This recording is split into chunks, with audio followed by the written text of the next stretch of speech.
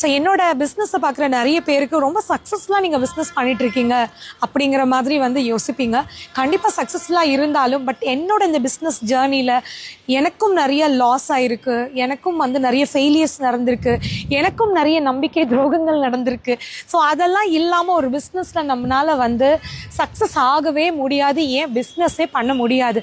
But எதையுமே நான் வந்து அதை நினச்சிட்டே ரொம்ப நாள் வந்து இருக்கிறது, இல்லை வந்து இப்படி ஆயிடுச்சே, லாஸ் ஆயிடுச்சே, இது ஃபெயிலியர் ஆயிடுச்சே, இதோ இவங்க இப்படி பண்ணிட்டாங்களே அப்படின்னு அதை நினச்சி புலம்பிட்டே இருக்கிறதோ, ரிவெஞ்ச் எடுக்கிறதோ, இல்லைல்லாம் அவங்களெல்லாம் போய் பழி வாங்கணும்னு நினைக்கிறதோ, அதெல்லாம் கிடையவே கிடையாதுங்க. ஏன்னா இந்த மாதிரியான விஷயங்கள் எல்லாம் வந்து ஒரு பிஸ்னஸில் வரும் போகும். அதை எப்படி நம்ம ஹேண்டில் பண்ணுறோம் அப்படிங்கிறது தான் வந்து நம்மளோட மெச்சூரிட்டி, நம்மளோட திறமை.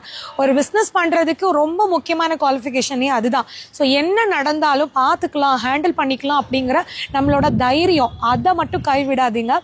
மற்றபடி நம்ம லைஃப்பில் நடக்கிற அந்த அப் அண்ட் டவுன்ஸ் எல்லாமே வந்து அதெல்லாம் இக்னோர் பண்ணிடுங்க.